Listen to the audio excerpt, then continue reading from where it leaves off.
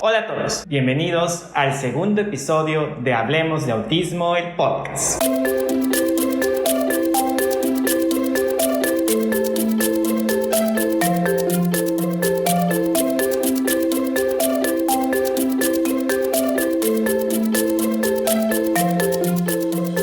Para iniciar este episodio quiero agradecerte todo lo que has hecho por este podcast, por suscribirte, por seguirlo, por compartirlo.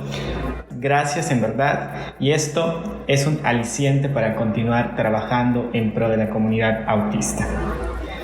Hoy, en este segundo episodio, les traigo la primera colaboración de alguien verdaderamente especial, importante en la comunidad autista, al menos en la comunidad autista hispanoparlante, porque no solo es un excelente profesionista, que comparte todo su conocimiento a través de su blog y de sus redes sociales, sino que también tiene una gran calidad humana y es un excelente padre.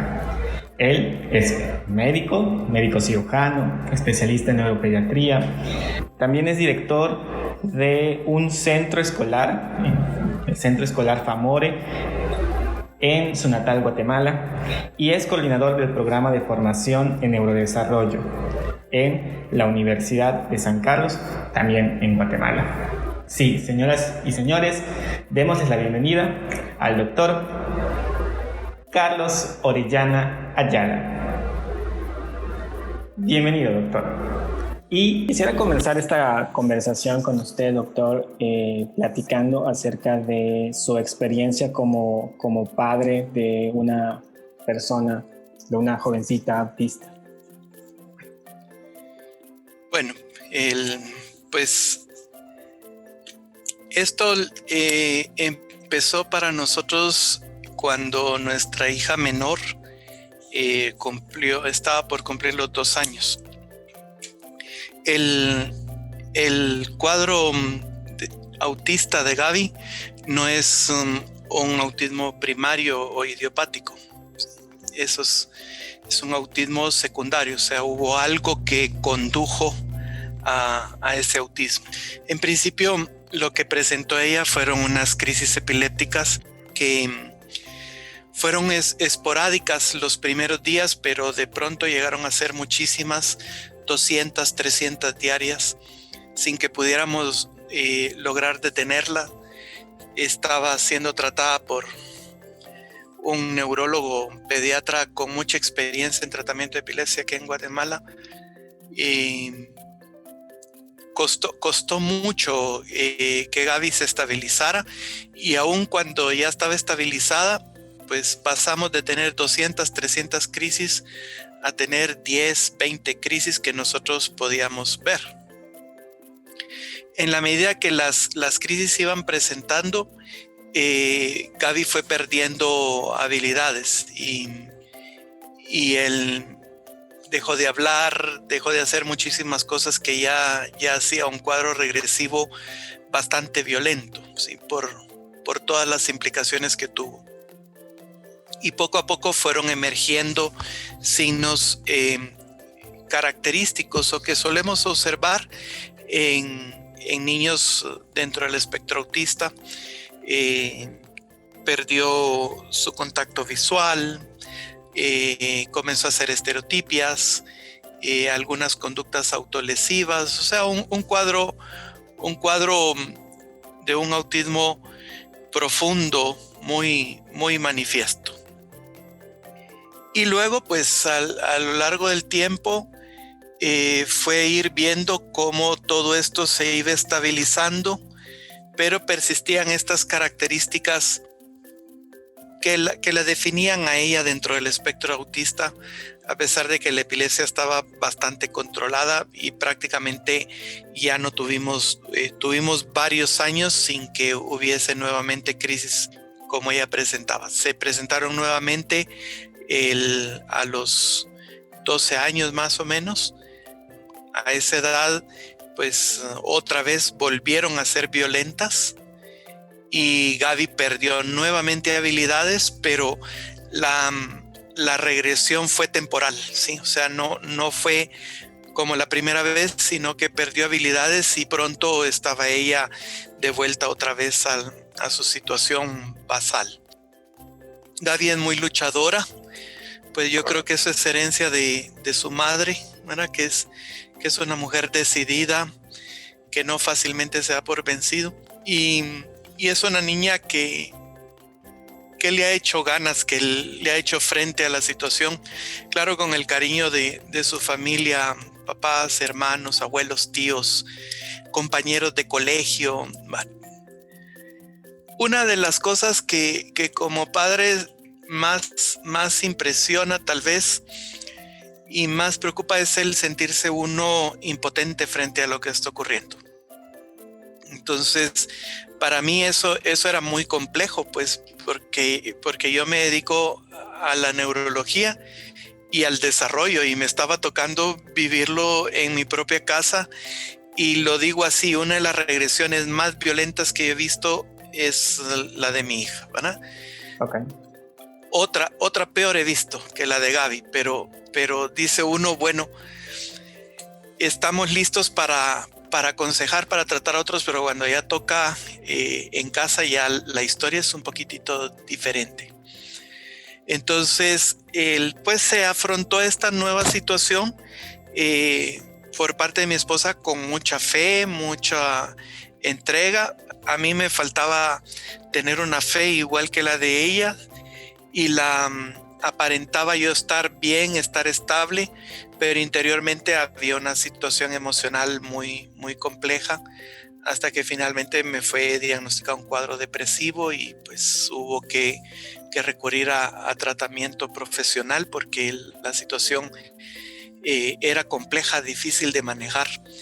Yo parecía estar viviendo bien mi situación de duelo que acompaña a una cuestión como estas, pero parecía, ¿verdad? Interiormente algo estaba pasando, y fue cuestión de confiar en colegas profesionales del área, y entonces ya ellos intervinieron y pues empezó la recuperación, gracias a Dios, a esta estabilidad, ¿verdad? Sin que eso implicara que yo renegara de la situación que estaba ocurriendo con Gaby, porque en primer lugar uno acepta a los hijos con amor, sea como sea, ¿verdad?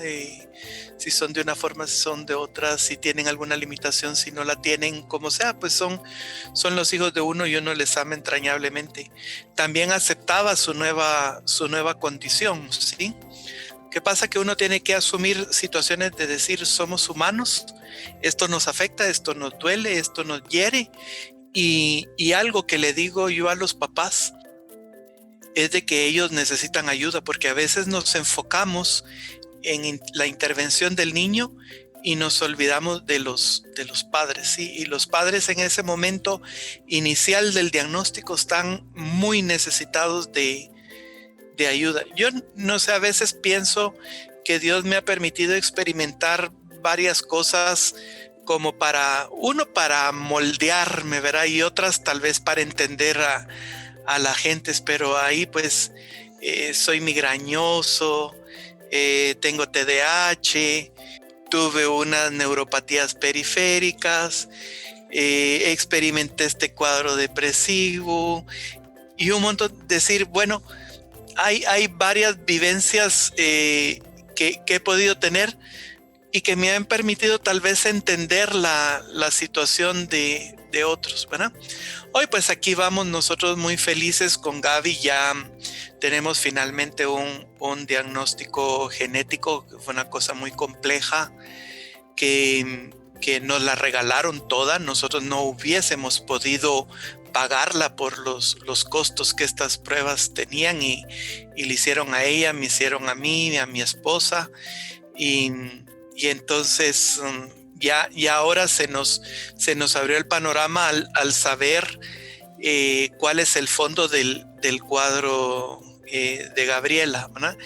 Pero como te digo, Osvaldo, esa es una cuestión que nos la regalaron por un amigo, compañero de estudios en España, él se propuso como meta de su vida ayudarnos en la orientación diagnóstica de Gabriela, y gestionó y guardó muestras nuestras cuando hicimos un viaje allá para visitarlo, guardó muestras, y entonces cuando surgía un estudio pedía mandar las muestras y averiguaba que alguien estaba investigando tal tema, y finalmente en una de tantas esas, no sé si ya se le estaban agotando la muestra que guardó, pero en una de esas vino el diagnóstico para Gabriela, y justamente encaja perfectamente en el cuadro, que es un cuadro rarísimo, pero ya está descrito, pero es muy poco prevalente, pero ahí está.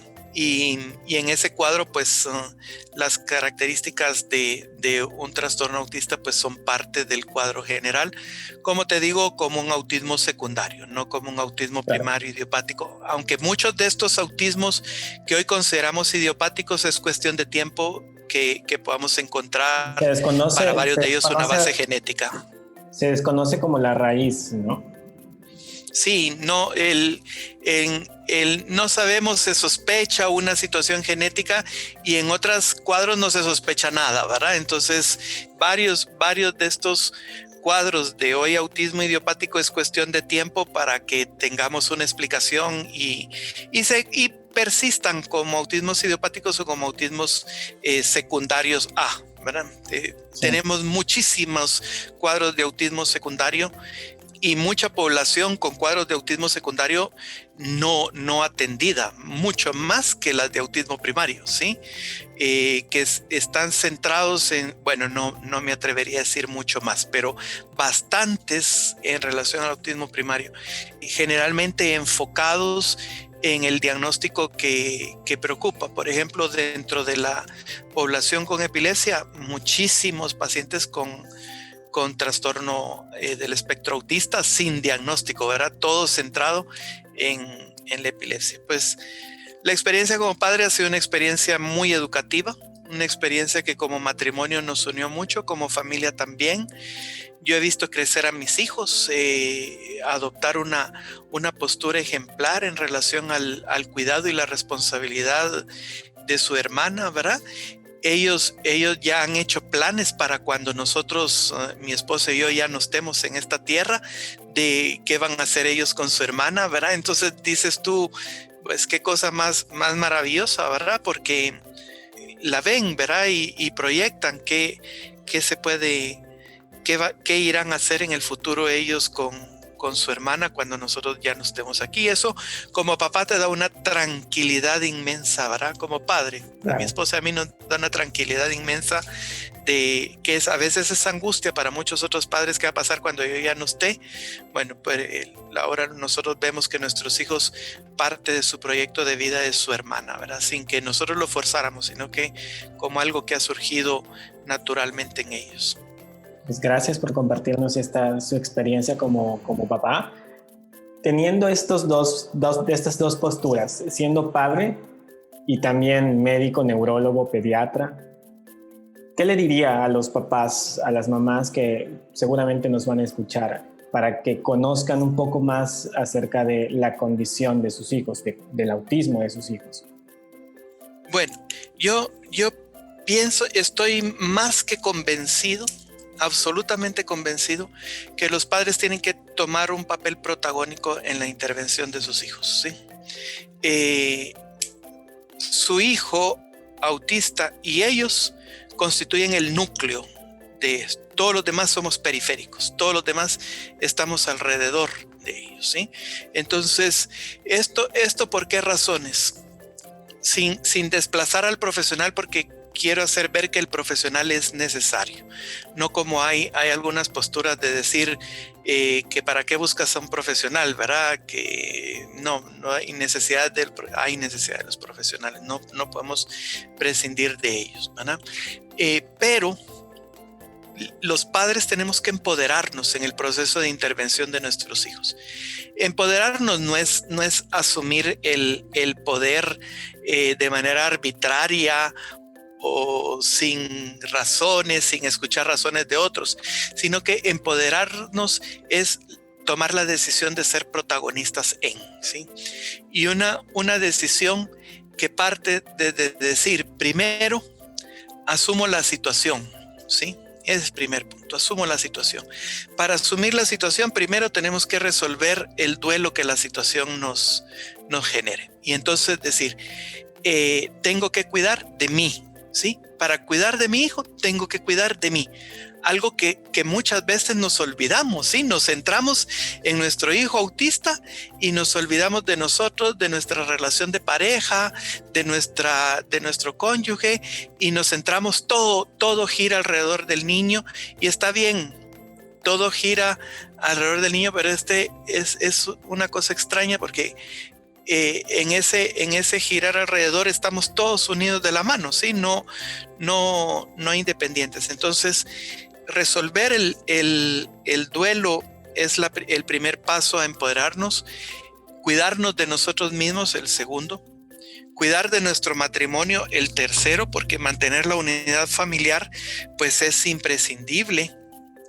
Es importante, no es que no se pueda si no hay unidad familiar, pues, pero el tema es que resultan las cosas más fáciles, y eso sí hay que admitirlo. Bueno, a veces tengo que decirlo, sobre todo del lado de nosotros, padres, varones, ¿verdad? Que aflojamos, que retiramos el hombro y dejamos toda la carga sobre la mamá, ¿verdad? Y algunos, peor todavía, terminan abandonando o excusándose en trabajar más para no estar en casa y cosas así. Solemos ser los hombres los más flojos en ese sentido, ¿verdad? Entonces, yo he visto muchas madres salir adelante solitas, ¿verdad? Y alguno que otro papá, pero más madres, ¿verdad? Son rarísimos los casos en donde la madre decide abandonar la lucha. Generalmente es el padre el que abandona la lucha. Entonces, y que en proporción, te diría 9.8 de cada 10, ¿verdad? Rupturas de familias por este tema tienen que ver con el papá. Entonces, esos primeros años después del diagnóstico se ha visto que los 2 primeros años, más o menos, algunos mucho menos que los 2 primeros años, son una etapa de crisis, ¿sí? Y entonces de estabilizarse. Y una vez se supera esa situación de crisis, pues resulta que nos convertimos en algo que nunca pensamos que íbamos a hacer. Yo tomo aquí la figura del ave fénix, ¿verdad? Que resurgimos de nuestras cenizas y nos convertimos en activistas en favor del autismo, luchadores por personas autistas, pero es cuestión de que sepamos cuidarnos y esperar. El otro punto de empoderarse, que es determinante y fundamental, es aprender, ¿sí?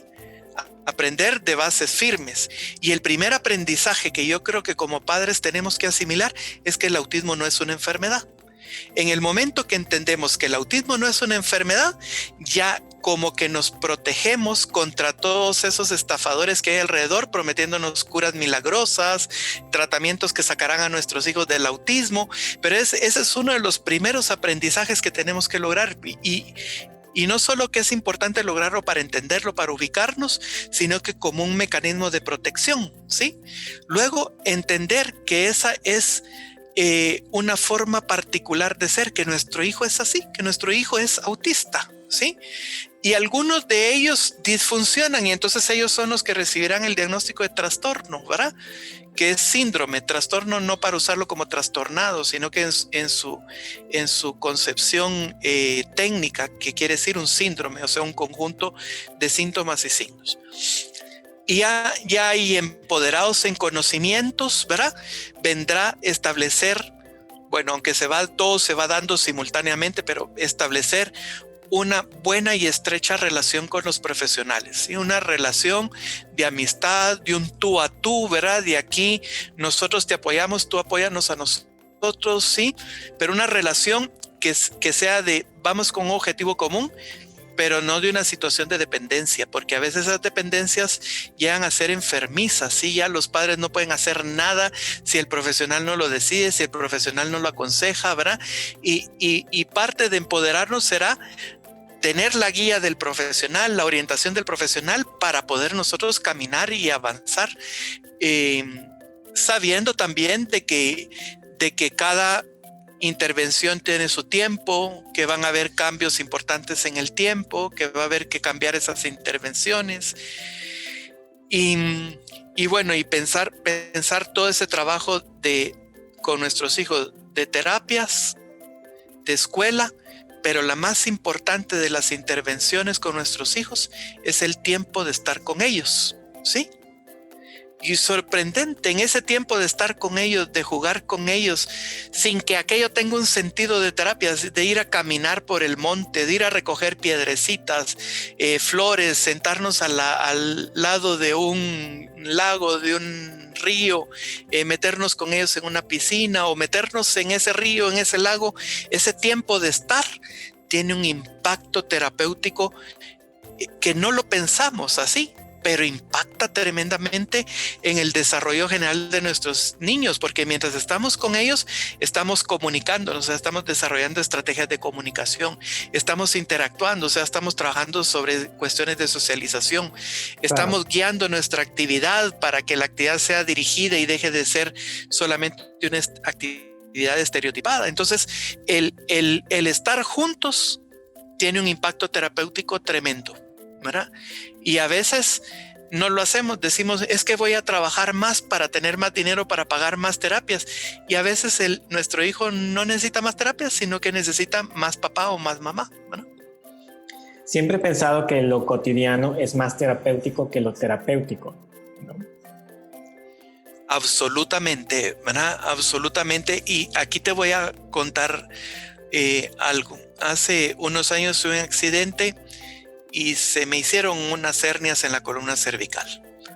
Y entonces iba a la fisioterapia, que hay que ir, ¿verdad? No quiero decir que no tuviera que ir. Iba a la fisioterapia y me sentía muy bien en la fisioterapia y los 45 minutos siguientes después de la fisioterapia.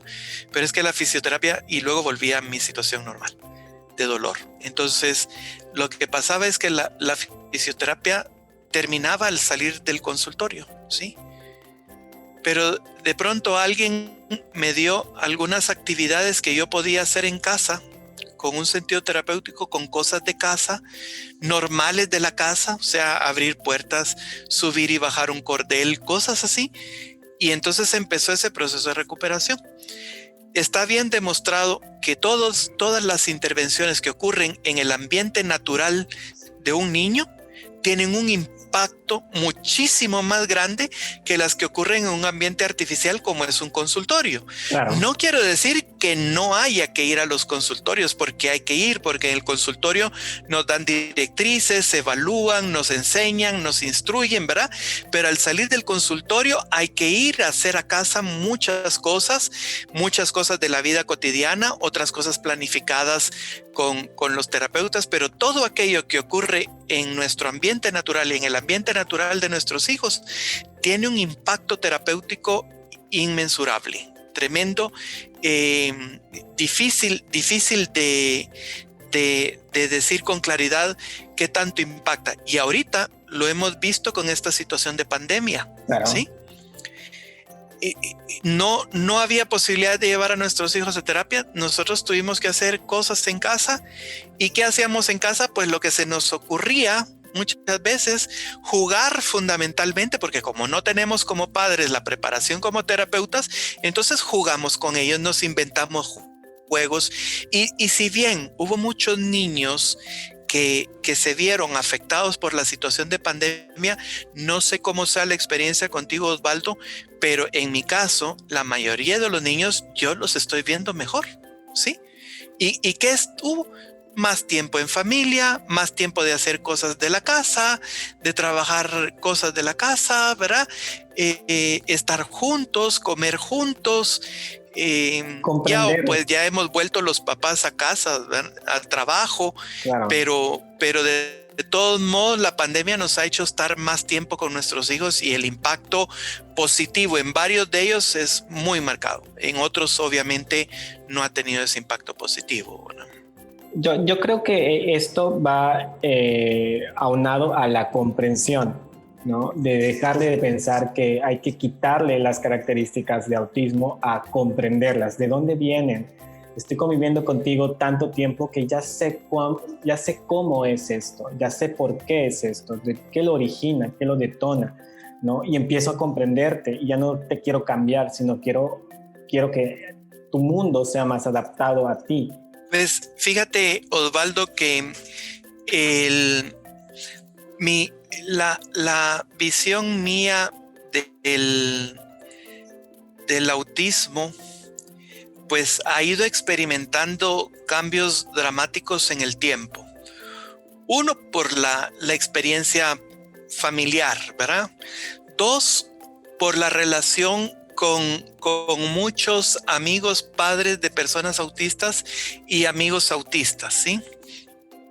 Que me han ido enseñando y creando un nuevo panorama de las cosas. Y luego, pues, porque la práctica profesional se ha dirigido bastante hacia los trastornos del espectro autista y desarrollo en general, pues, no solo autismo, sino que desarrollo, conducta y aprendizaje.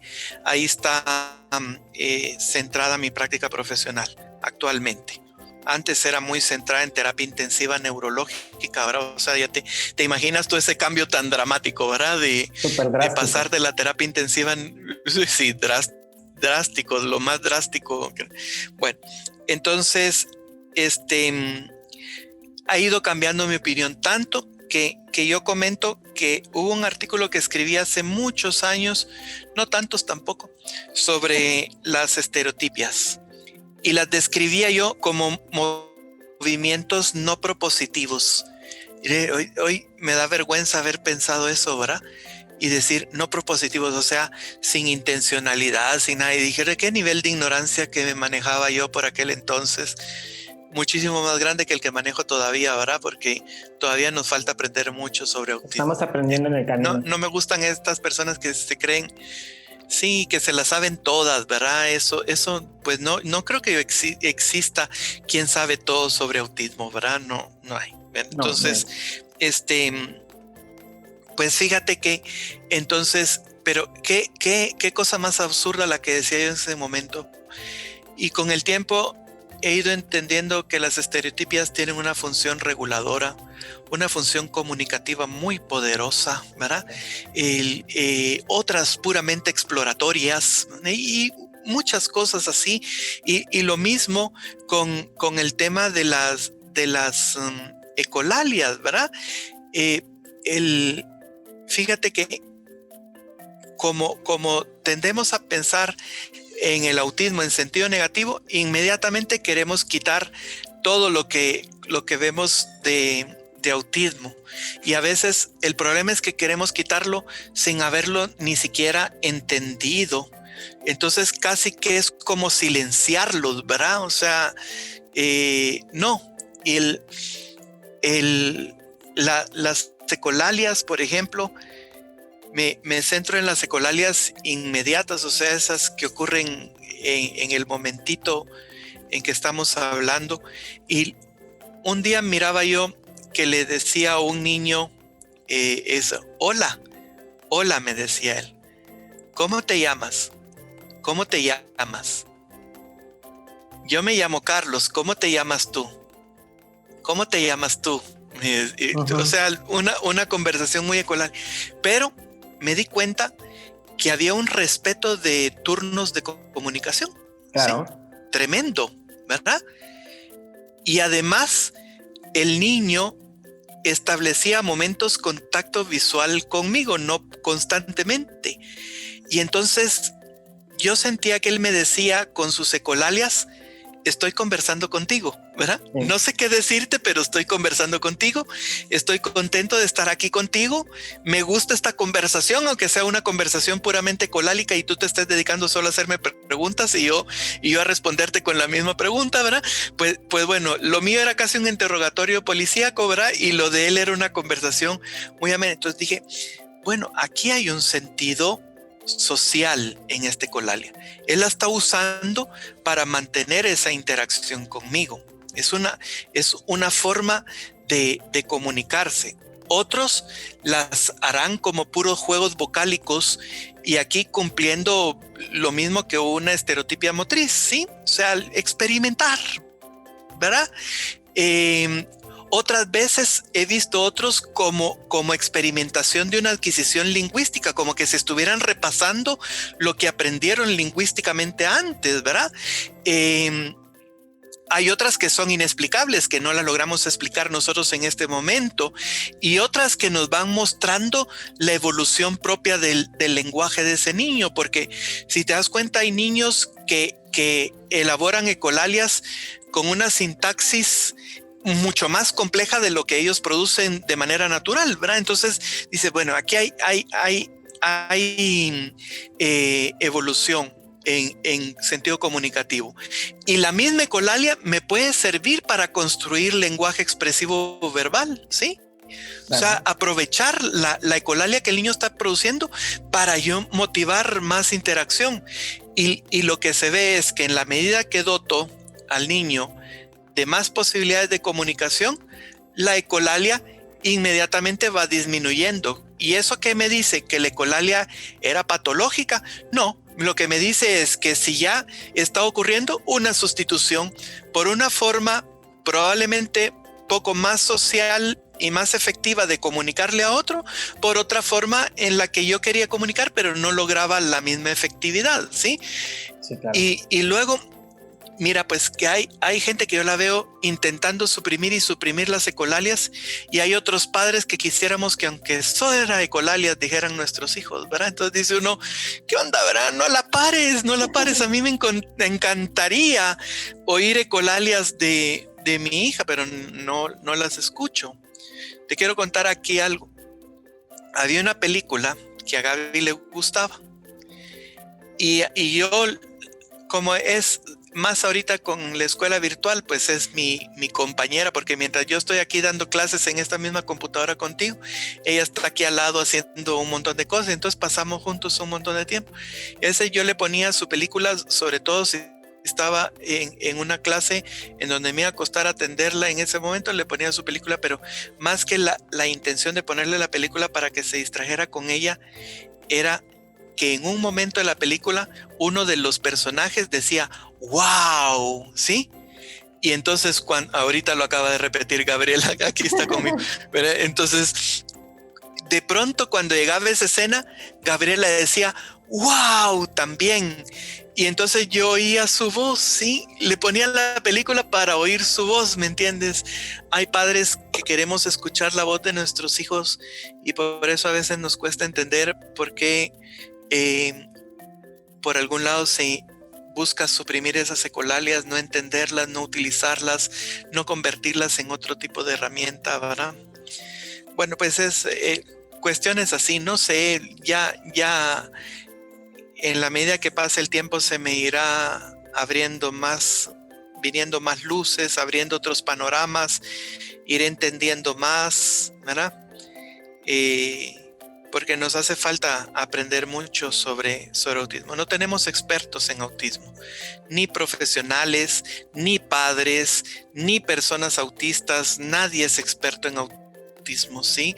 En autismo todos somos aprendices y así nos tenemos que ver. Estamos en camino de aprender.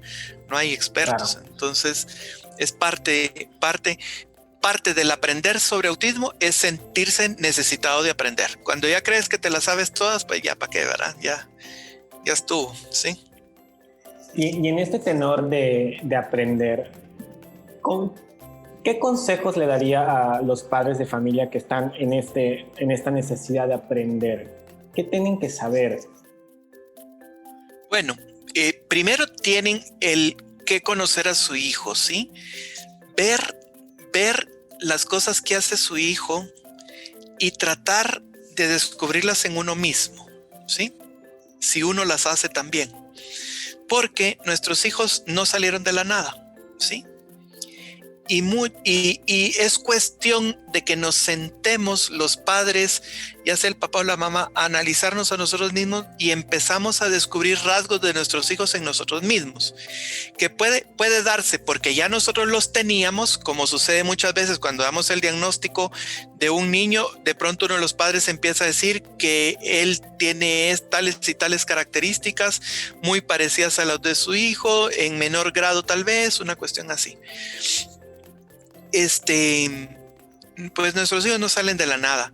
Y Mafer Digu, así se llama ella en Facebook, su nombre es Elena, es de ahí de Yucatán. Trabajo con ella. Elena, ¿verdad? Bueno, mujer brillante, brillante, ¿sí? A mí me sorprende. Que próximamente va a estar aquí también.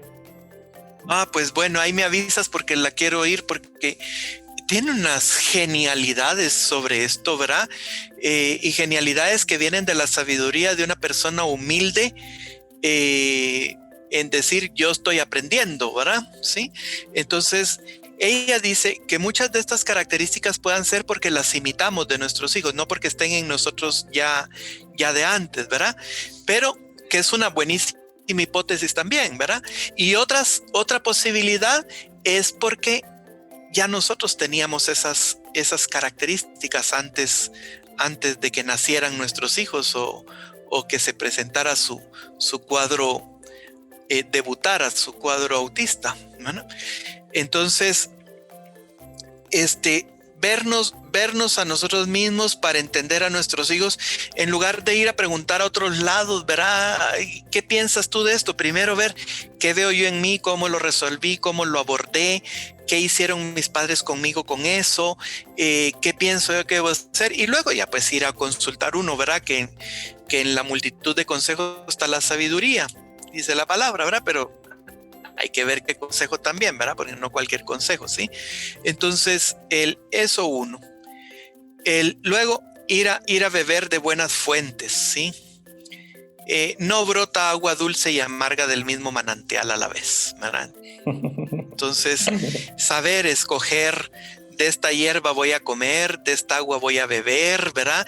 Saber uno. Y entonces, aquí ir, antes de comprometerme, por ejemplo, en un grupo de Facebook, en una cuestión, seguir los consejos que una amiga de Ana Luz Ávila, también de México, solo que ella es de Pachuca, da en relación a esto. Dice, sigue primero a la red, observa la línea que lleva, mira su trayectoria, lo que publican, antes uno de comprometerse con eso.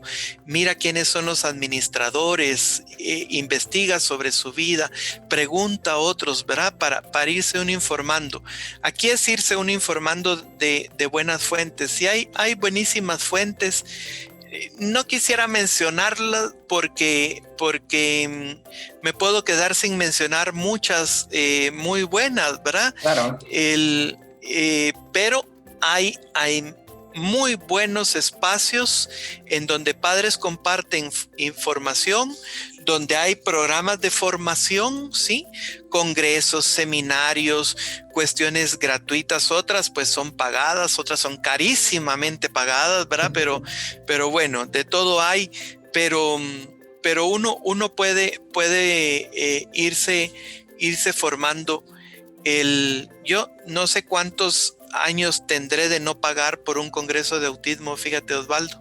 Entonces, ¿cómo trato de mantenerme al día con el tema autismo? Bueno, pues sí tengo la ventaja de que tengo acceso a todas las publicaciones de la universidad en la que estudié, que tiene una biblioteca bárbara. Imagínate tú, la biblioteca de una universidad europea muy prestigiosa, pues son miles de volúmenes y de publicaciones, ni se pueden ni leer siquiera, ¿verdad? Apenas leo unas cosas cada día. Pero también, si me invitan a un congreso, digo, bueno, oportunidad de ir. Digo que sí a todas las invitaciones de congreso. ¿Por qué? Porque eso me da chance de oír las conferencias de los otros, ¿verdad? Claro. Y entonces dices, qué aprendizaje. Y si veo yo algunos personajes ahí, por ejemplo, otra vez me puedo quedar sin decir muchos, ¿verdad? Pero si yo tengo oportunidad de oír a Leonardo Caracol Farfán no me la pierdo, ¿sí? Lo oigo, ¿verdad? Donde esté, ¿sí? Y así, ¿verdad? Uno siempre tiene aquellos a los que más sigue, ¿verdad? Y entonces ir a ver qué publican, qué están escribiendo, pues para que sepas, miro tus publicaciones, sigo lo que haces, ¿verdad? Voy porque pues eres un profesional joven pero influyente, ¿sí? Y así hay varios más ahí en México. Tal vez de México es el lugar de donde más sigo gente yo para ver qué están escribiendo. Amigos, ¿verdad? Y miro todo lo que así gente con la que tengo relación más estrecha, todo lo que escribe Mafer Dibu sobre autismo, lo que escribe la maestra Irene Carvajal, Diana Luz Ávila, ¿verdad? Humberto Guerrero, Maribel Ramos, ¿sí? Y muchos de ellos no son psicólogos, ni médicos, ni nada, son padres geniales, ¿sí? O en el caso de doña Elena, es abuela. Sí, abuela, y también Irene es abuela, ¿verdad? Sí. Varias personas así a las que voy viendo qué van diciendo, ¿verdad? Y entonces tú vas descubriendo aquella sabiduría que brota del amor, ¿verdad? O sea, es el amor el que los ha llevado a ellos a esas cosas, a tener esa visión tan clara, tan buena, ¿verdad? Y obviamente están del lado profesional gente muy fogueada, por ejemplo, Manuel Casanova, que escribe cosas sorprendentes, ¿verdad? Fabulosas y que vale la pena leer, vale la pena seguir, aunque me he peleado un poco con él, pues también sigo a Simon Baron Cohen, ¿verdad? No me han gustado algunas cosas que ha dicho últimamente, pero es que tampoco puedo quitar quién es, ¿verdad? Entonces lo sigo, leo lo que publica o donde aparece su nombre, voy y lo leo en referente a temas autismo, ¿verdad?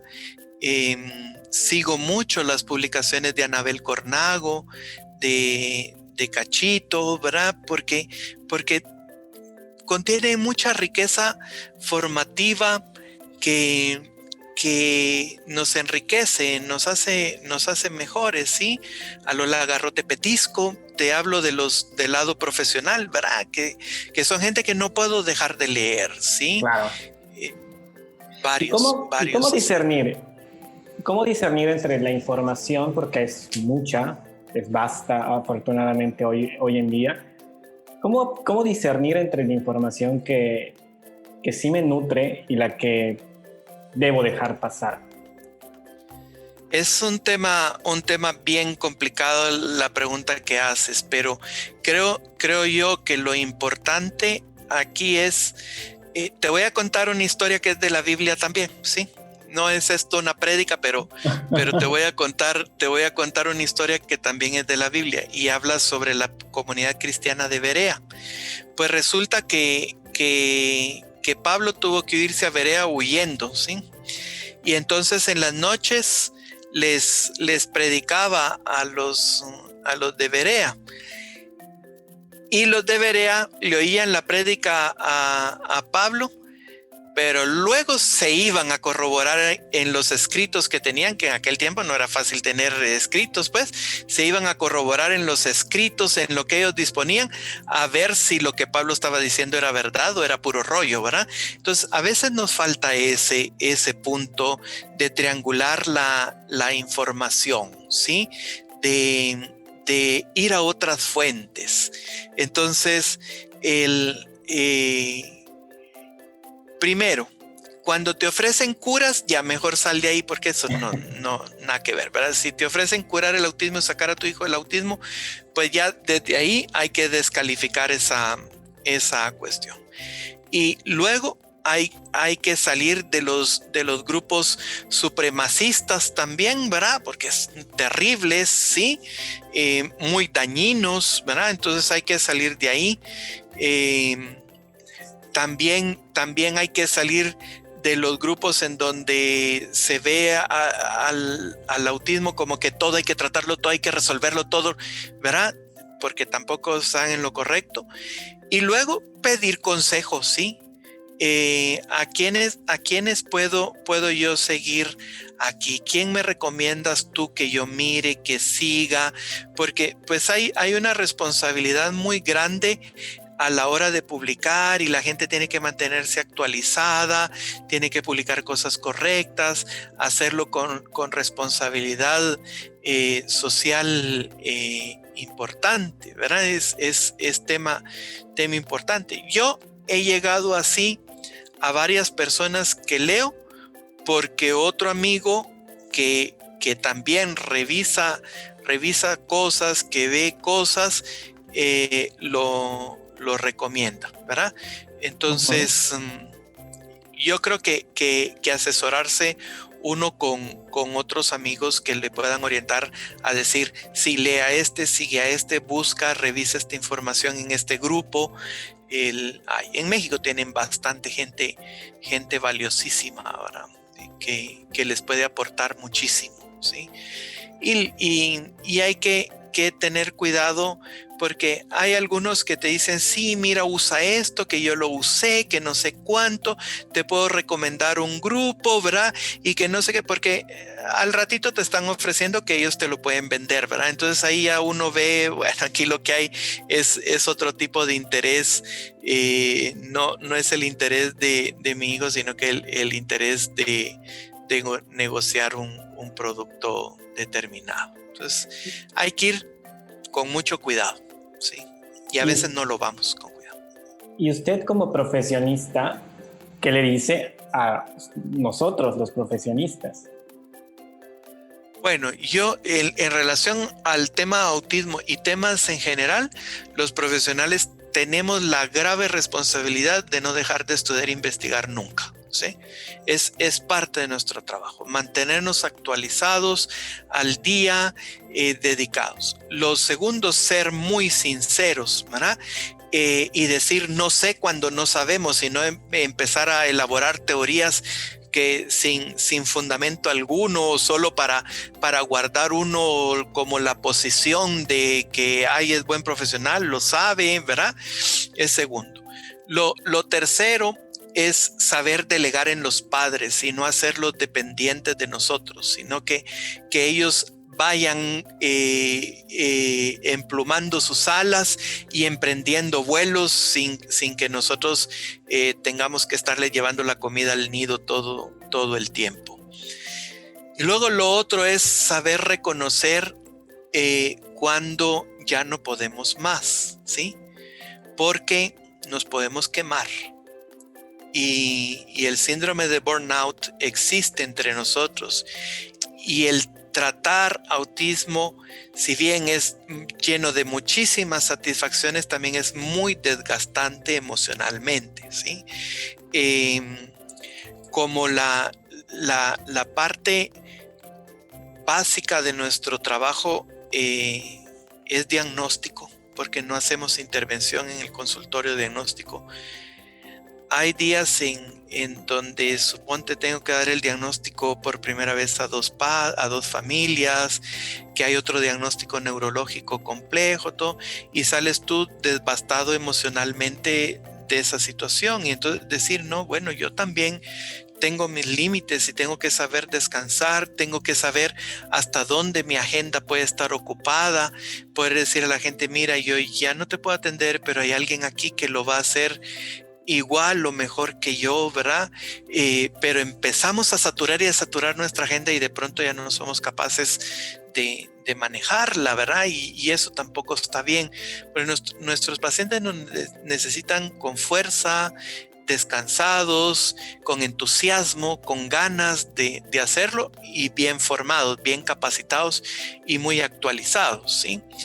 Y luego el requisito fundamental para trabajar en autismo y en desarrollo en general es la pasión, ¿verdad? Hacer aquello con pasión, con verdadero amor, con ganas, lo hago porque me gusta, lo hago porque te quiero, ¿verdad? Lo hago porque eres importante para mí y quiero que estés bien, ¿sí?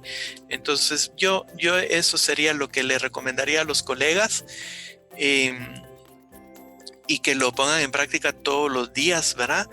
Que hagan su examen de conciencia al final, cómo lo hice hoy, lo puedo hacer mañana mejor, en qué debo cambiar, qué debo mejorar, ¿sí? Y luego escuchar a otros, ¿sí?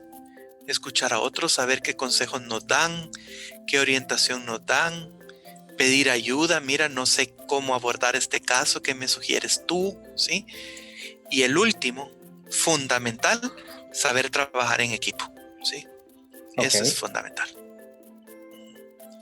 Pues eso.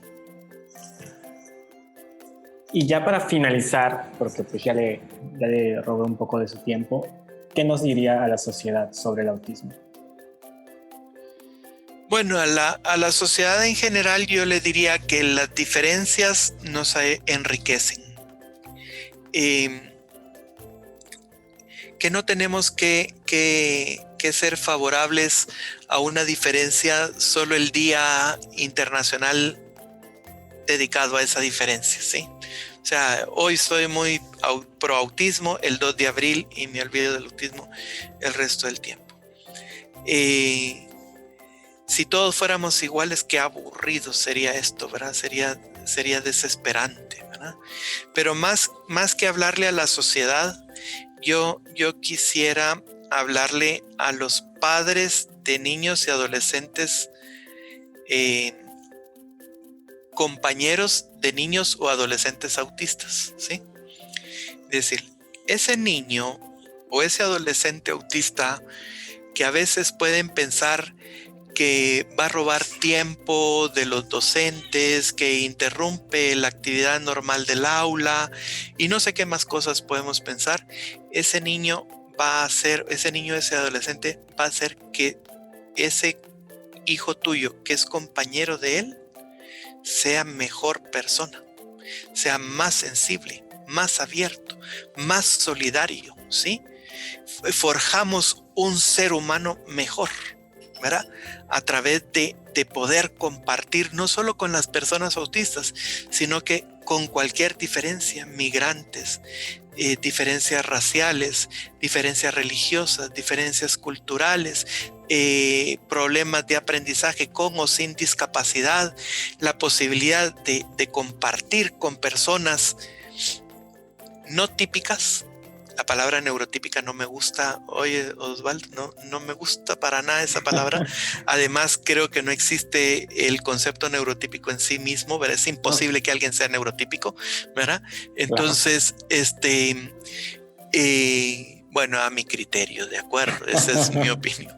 Entonces, le diría que los más beneficiados de compartir con las diferencias son los que no tienen esas diferencias, ¿sí? Ellos son los que al final se crecen inmensamente como personas, van a ser constructores de una mejor sociedad, ¿sí? Y que no tengan miedo, que no tengan pena de que sus hijos tengan la oportunidad de compartir con un estudiante autista, con parálisis cerebral infantil, con problemas de aprendizaje, con TDAH, que no tengan pena de compartir, ¿verdad? Que sus hijos serán mejores después de esa experiencia. Es ganancia asegurada. Ok, pues sin más, doctor, le quiero agradecer esta participación, la participación que tuvimos hoy, para que muchos de los papás sepan, se empiecen a empoderar, como usted lo dice, y también en sus libros lo menciona, que también quisiera que nos platique acerca de sus libros que son abiertos casi para todo público. Fíjate, Osvaldo, que he colaborado en algunos libros, ¿sí? No me recuerdo ahorita qué tantos serán. El último día me estaban pidiendo un currículum para una actividad de la universidad y no me acordé de todos, ¿verdad? No puse, tampoco es que sea una gran vastedad, pero se me fueron algunos. Esto Un autor guatemalteco que es Guido Aguilar me ha invitado a escribir en varios de sus libros, lo he hecho. Luego escribí en algunos libros de neurología. Después ya me lancé solito a escribir, porque todos decimos, yo quiero escribir un libro y no sabemos lo que estamos diciendo, ¿verdad? Es una experiencia compleja. Escribir el libro tal vez no sea tan difícil como revisarlo. Fíjate, Osvaldo, revisar el libro que escribiste, esa es una tarea tediosa, aburrida, que tú quieres que termine cuanto antes y de todos modos se te siguen pasando los errores, ¿verdad? Entonces, bueno, ya escribí uno que se llama TDAH, Manual para Padres y Maestros, que es como un intento de dar consejos en relación al TDAH, ¿sí? Este libro pues se imprimió aquí en Guatemala, se ha distribuido aquí en Guatemala, gracias a Dios tuvo muy buen movimiento, está en Amazon también, ahí sí no sé qué movimiento va teniendo, no creo que muy bueno, pero ahí va. Luego de ese escribí otro sobre liderazgo, ¿sí? Haciendo ver que el fundamento del liderazgo es el amor, no otra cosa. Después de eso, empoderando a los padres. Después de eso, anécdotas del cerebro. Y hay ahí unos esperando, 3 esperando a que tenga tiempo para terminarlos. Uno se llama Papá, así con signos de admiración. Ese es para nosotros los padres varones de hijos autistas, ¿sí? Y el libro empieza diciendo que no se te ocurra abandonar, ¿sí? Entonces así empieza. Y se llama Papá porque cuando ya la regresión de Gaby estaba muy instalada, le gusta mucho el agua y ella aprendió a nadar muy pronto, pues estaba en la playa y se vino caminando y de pronto ya la arena ya no estaba húmeda y se le empezaron a quemar sus pies. Y yo estaba, ¿qué te digo? Como a unos 30, 40 metros de donde estaba ella. Y de pronto la niña voltea a verme y grita, papá. Fue la última palabra que le oí yo a Gabriela, ¿sí? Papá. Cuando yo oí la palabra con el tono que lo dije, brinqué y te digo que hubiera marcado récord de salto largo porque en 2, 3 saltos yo estaba ya a la par de Gaby levantándola. Y entonces así se llama Papá, ¿verdad? Que el grito de mi hija pidiendo mi auxilio, ¿verdad? Que una de las últimas palabras que ella dijo, y el wow que él lo dice repitiéndolo, ¿verdad? Pero esa le salió espontánea. Ese está esperando ahí y también está esperando de niños a adolescentes. Es para hablar del paso de nuestros hijos autistas, de la niñez a la adolescencia. Ese libro me está costando mucho, Osvaldo, muchísimo, ¿sí? Está siendo un parto prolongado y difícil, ¿verdad? Sí, no, a veces escribo muy facilito y rápido y todo, con ese no, está costando, ¿verdad? Está costando mucho, espero que sea algo que valga la pena para el precio que... Pues ahí se quedó estancado ahorita, preferí parar un poco antes de escribir solo por escribirlo, ¿no? Porque escribir para que sea útil, ¿sí? Y ahí estará también disponible para los que lo quieran utilizar. Y en el blog, pues que hay muchísimas cosas publicadas para quien las quiera leer, quien me quiera hacer el honor de leerlas. ¿Y nos puede decir su blog? www.carlosorellanaayala.com. Ok, y ahí hay que tomar en cuenta que Orellana termina en A y Ayala empieza en A, o sea, ahí va AA, Orellana Ayala, ¿sí? .com. De todos modos, lo vamos a dejar aquí en las descripciones de este podcast y ahí van a poder como accesar a mucha información que amablemente nos comparte el doctor Orellana y que es prácticamente gratuita para todos. Y pues por mi parte es todo, doctor. Muchas gracias por la aceptación a participar en este podcast y nada, le agradezco muchísimo, en verdad. Muchísimas gracias, Osvaldo. Ya sabes que te aprecio mucho. Desde que te conocí allá en Mérida, me acuerdo de esa conversación, solo que los dos más jovencitos, tú sigues siendo jovencito, yo ya no, ¿verdad? Entonces me recuerdo muy bien de esa plática ahí al final de unas conferencias, breve, pero se me quedó grabada tu imagen, se me quedó grabada tu persona y se me quedó grabado tu entusiasmo, ¿sí? Entonces, gracias por todo lo que haces también, ¿verdad? Que es mucho y bueno, hay mucha esperanza porque una persona joven como tú, tan involucrada, da esperanza de que hay, que cuando ya entreguemos nosotros el relevo, hay quien lo va a tomar con más fuerza que nosotros, ¿verdad? No, pues gracias por sus palabras y por lo de joven, porque ya no estoy tan joven. También he crecido. Pues nada, muchas gracias y pues les invito a seguir el podcast y nos vemos en el siguiente episodio. Y como siempre les invito, hablemos de autismo.